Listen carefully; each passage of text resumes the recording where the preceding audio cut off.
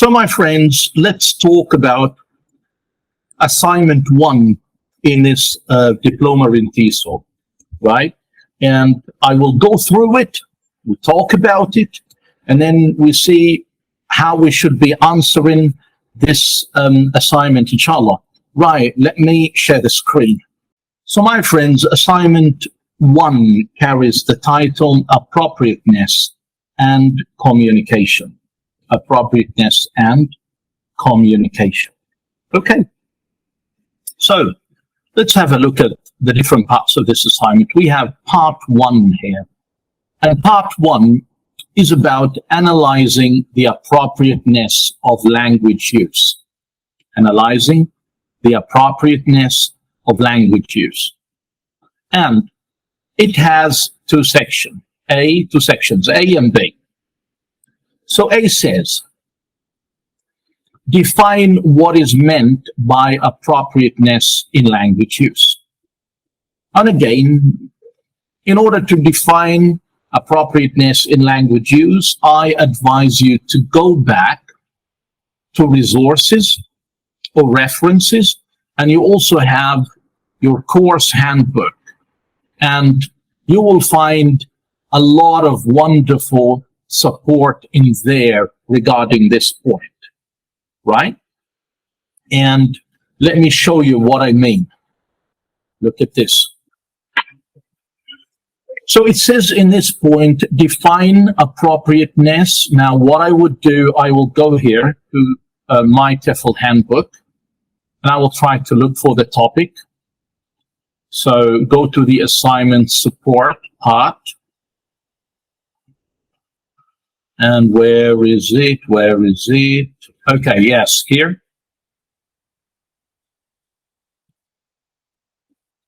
Oh, so here, look at this. Defining and analyzing appropriateness in language use for EFL, ESL teachers. And you've got a whole section about appropriateness.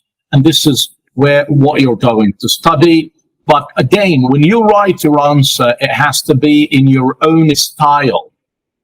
Okay? Like, I want you to read, understand, write in your own style so that you avoid plagiarism, right? Okay? And of course, you are allowed to use the other references as well, no problem. Again, let me get back to the assignment. Below, you will find 5 different text excerpts. Please thoroughly read each text and use the language used. So you will read each text and analyze the language used. Then, determine whether it's appropriate or inappropriate. While doing your analysis, consider the following factors. So let's summarize this part quickly together. So we're talking now about 5 excerpts of texts. Lovely. And then you need to analyze each part and say whether it's appropriate or inappropriate. How are we going to do this analysis? Your help, because when you look at the screen, you will see that there are 4 areas to comment on. The context. What do I write here? So you will write, does the language appropriately fit the context and audience? Vocabulary usage. Are words used in their correct sense? Are any slang, colloquial, or informal language used where it shouldn't be? Grammar and syntax. Are the grammar rules properly adhered to, including punctuation, sentence structure, and verb tenses? Then, style and tone. Is the style and tone suitable for the purpose of the text? If I were in your shoes, when I'm answering this, I am going to write, to copy the text. Like, look at text 1. Okay, so we're talking about, we're not talking about very long text. Like, this is text number 1. We was at the park yesterday. We played footy and had loads of fun. It was bare cool. Now, what you need to do is to analyze this.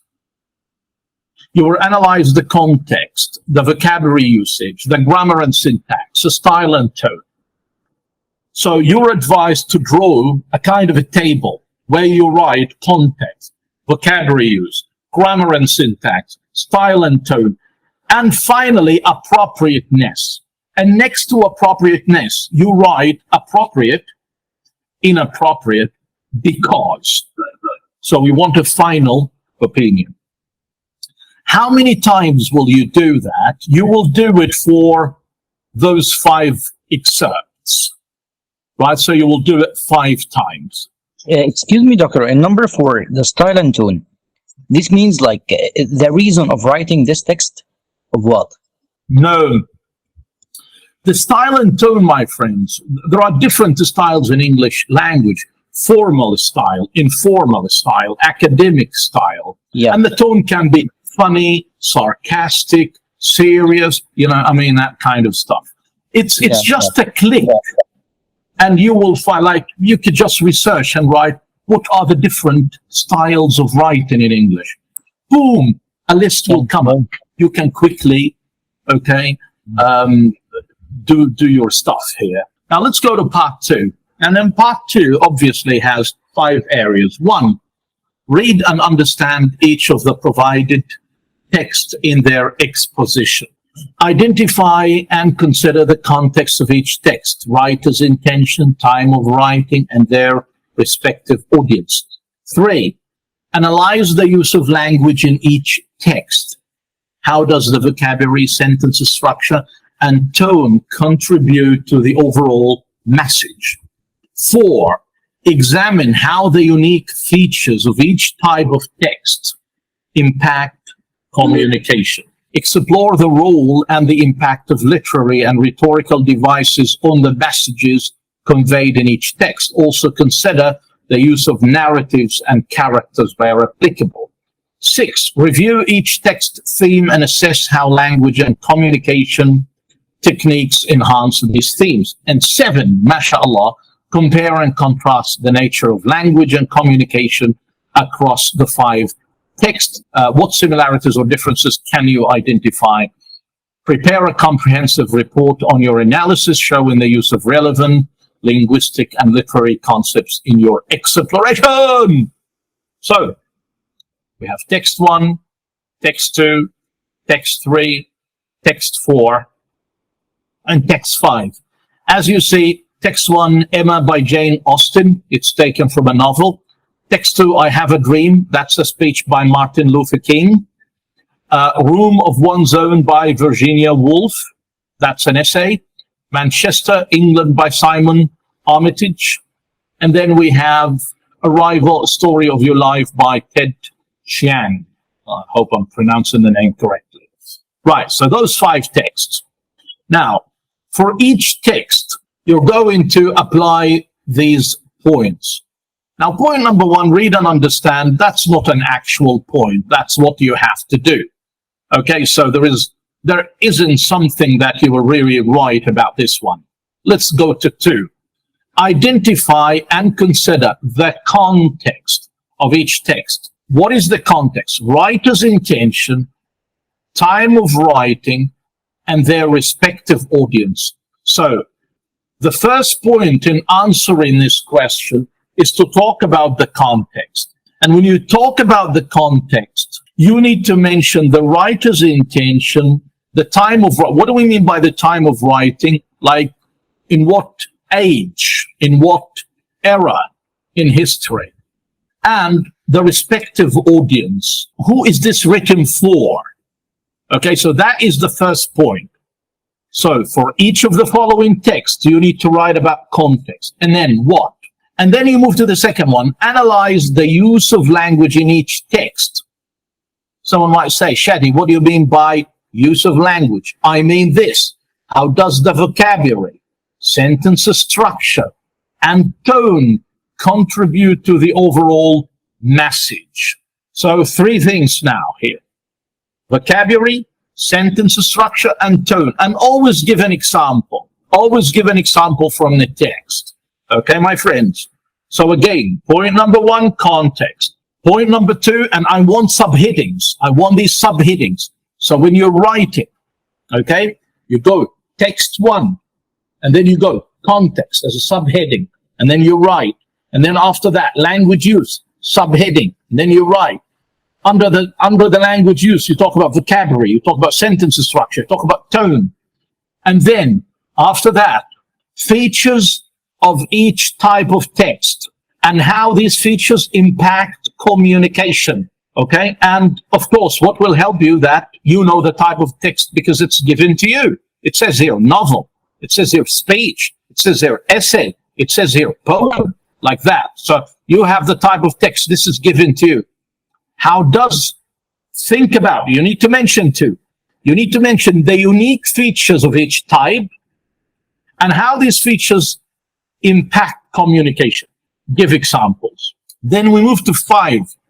Explore the role and the impact of literary and rhetorical devices on the messages conveyed in each text. Also consider the use of narratives and characters. So this time you will think about what? Literary and rhetorical devices plus the use of narratives and characters. This is another subheading. Under this subheading, you talk.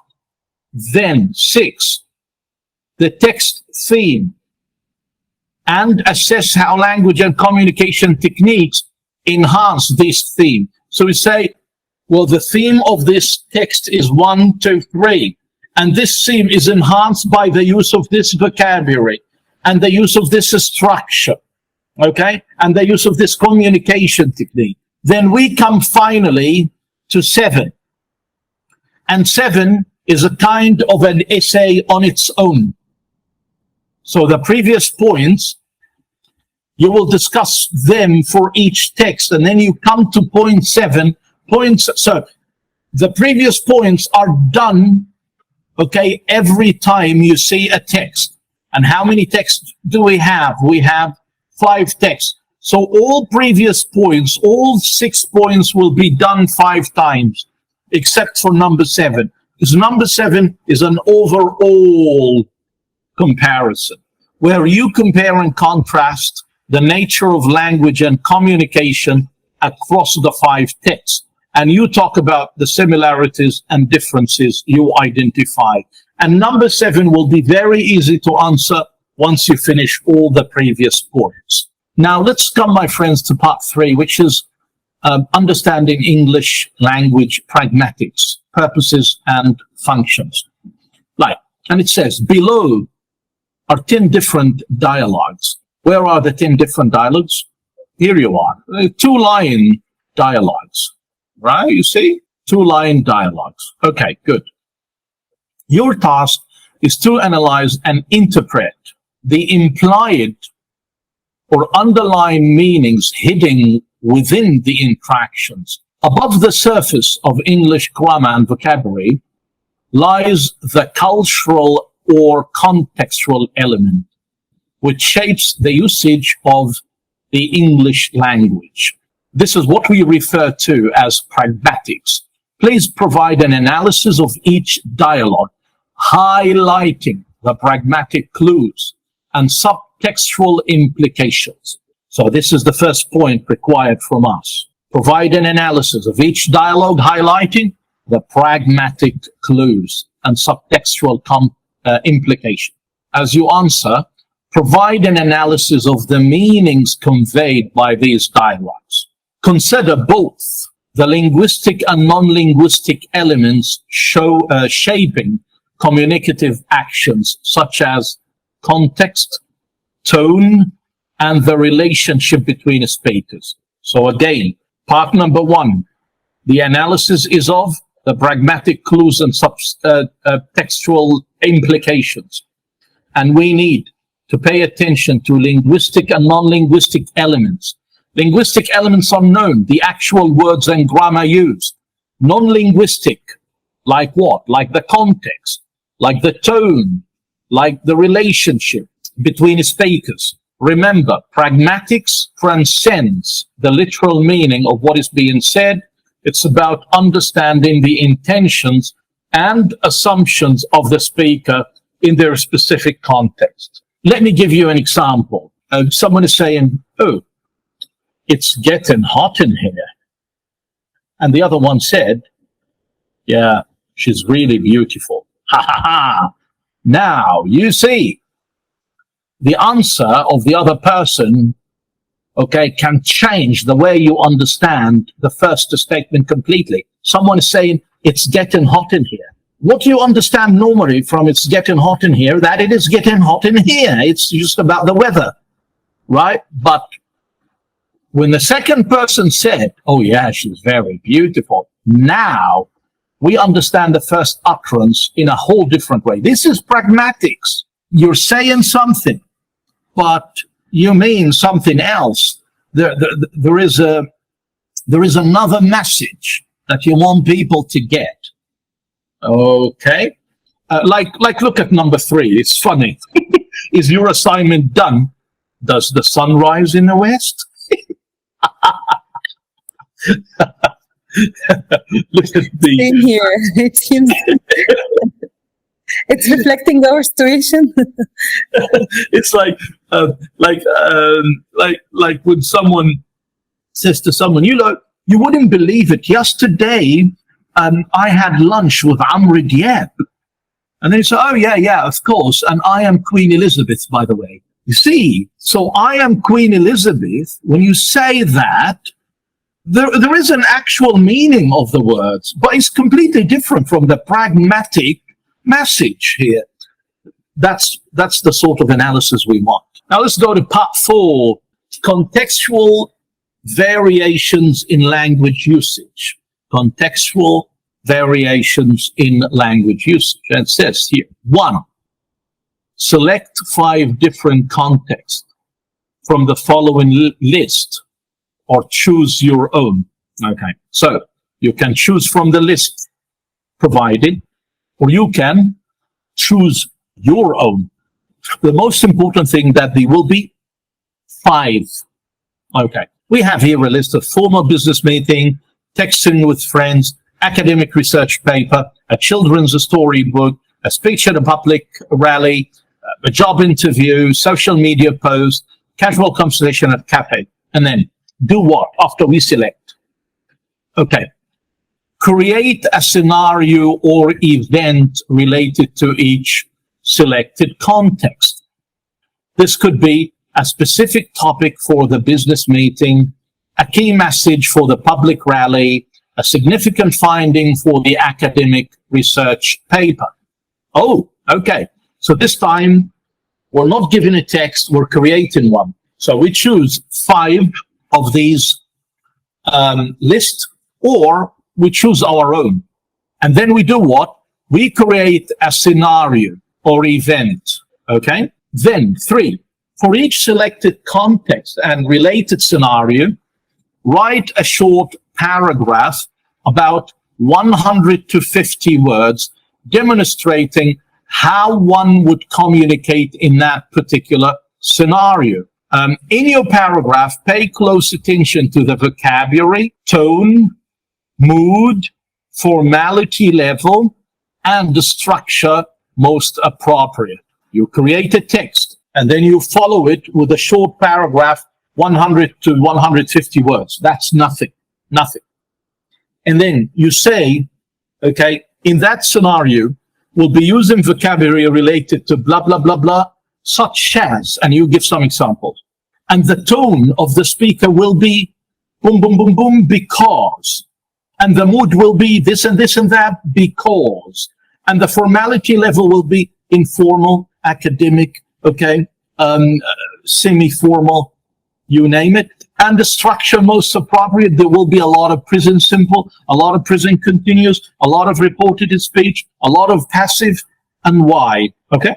Then write a brief analysis explaining why you chose the specific elements of language, vocabulary, tone, mood, structure for each context.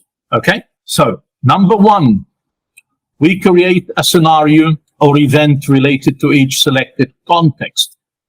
Number 2, we write about 100 to 150 words demonstrating how one would communicate in that particular scenario in general.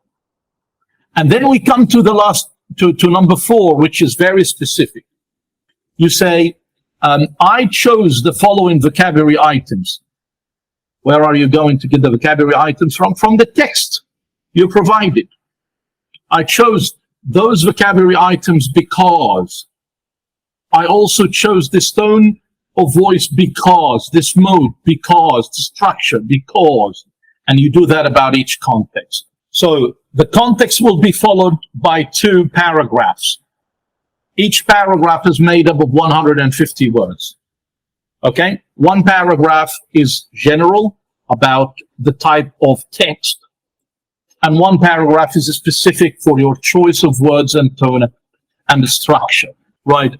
So, my friends, enjoy the assignment.